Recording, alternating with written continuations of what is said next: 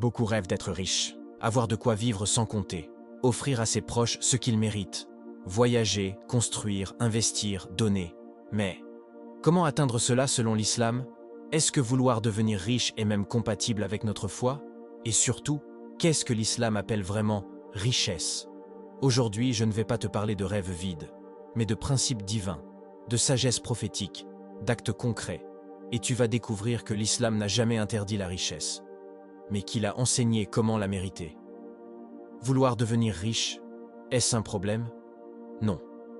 Vouloir devenir riche n'est pas un péché.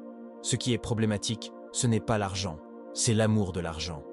Le prophète sallallahu alayhi wa sallam a dit « Ce qu'un serviteur craint le plus pour lui après moi, c'est l'amour excessif de ce bas monde et des désirs égarants. » Rapporté par Ahmad. Tu as le droit de vouloir une belle maison, un bon salaire, une sécurité financière.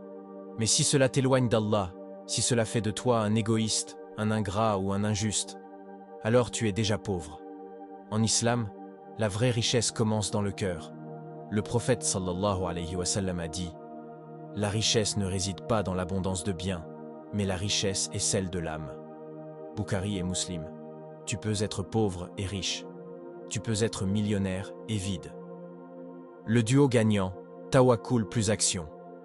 Vouloir être riche en islam, c'est comprendre que la richesse vient d'Allah, mais qu'elle passe par des causes. Il faut avoir confiance en Allah, tawakkul, tout en agissant. Le prophète sallallahu alayhi wa sallam a dit « Si vous placiez votre confiance en Allah comme il se doit, il vous accorderait votre subsistance comme il la donne à l'oiseau. Il sort le matin le ventre vide et revient le soir le ventre plein. » Tirmidhi. Regarde bien cette image. L'oiseau a confiance, mais il agit. Il sort, il cherche. Toi aussi, fais tes efforts, travaille, cherche des opportunités, développe-toi. Mais tout en gardant une confiance totale, ce qui t'est destiné arrivera, et ce qui ne l'est pas ne viendra jamais. Les clés concrètes de la richesse selon l'islam. Voici maintenant 7 principes concrets enseignés par l'islam pour atteindre la richesse. Premier, cherche la baraka, pas juste les zéros. Beaucoup de gens veulent gagner plus, mais l'islam t'apprend à chercher la bénédiction dans ce que tu gagnes.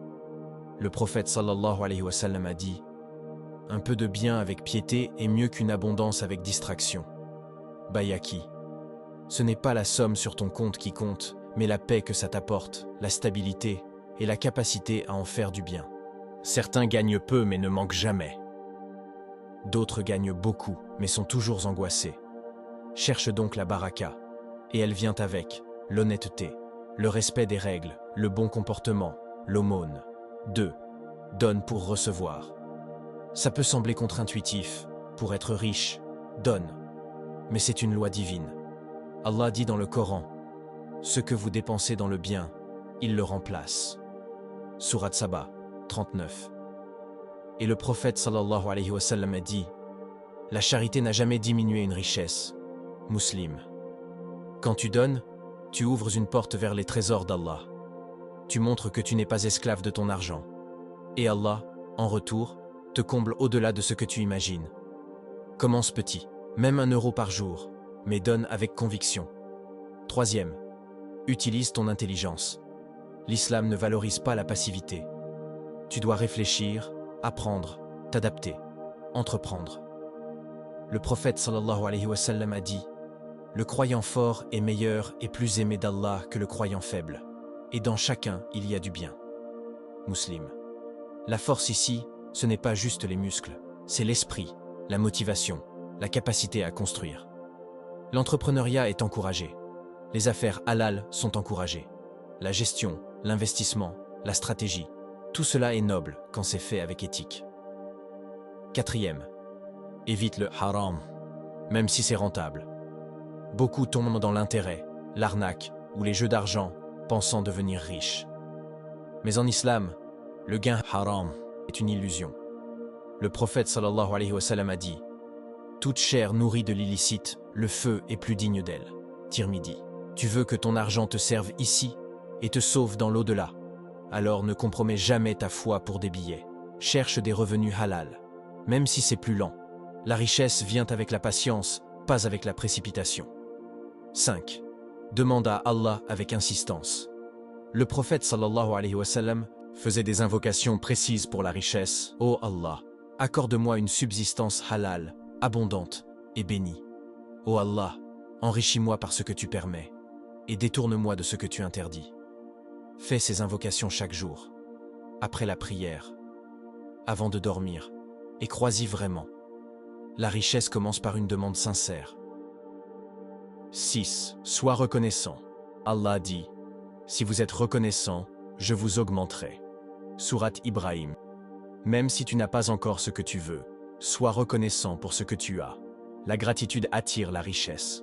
Un cœur qui dit merci ouvre des portes que même l'effort seul n'ouvre pas. Chaque matin, dis « Alhamdulillah pour ma santé, ma famille, mes capacités, ma foi. » Et regarde comment Allah te donnera encore plus. 7. Ne fais pas de la richesse ton objectif ultime. La richesse est un moyen, pas une fin. Le prophète sallallahu alayhi wa sallam a dit « Ce bas monde est ma monture, et je suis comme un voyageur qui s'est reposé sous un arbre, puis est reparti. » Ahmad. Si tu veux devenir riche, fais-le avec une intention noble. Soutenir ta famille, aider les nécessiteux, construire des projets utiles, laisser un héritage de biens. Car un compte en banque plein ne te sauvera pas dans la tombe. Mais une richesse utilisée au service de la Oumma, oui. Conclusion. Tu veux devenir riche en islam? Alors souviens-toi, c'est Allah qui donne. Mais c'est à toi de chercher la baraka, de donner sans peur, de travailler avec éthique, de refuser le haram, de prier avec foi et de remercier avec le cœur. La richesse n'est pas ce que tu possèdes, c'est ce que tu fais de ce que tu possèdes. Et parfois, le plus riche des hommes est celui qui dort en paix, le cœur léger, le compte équilibré et l'âme sereine. Et ça, l'argent seul ne peut pas l'acheter.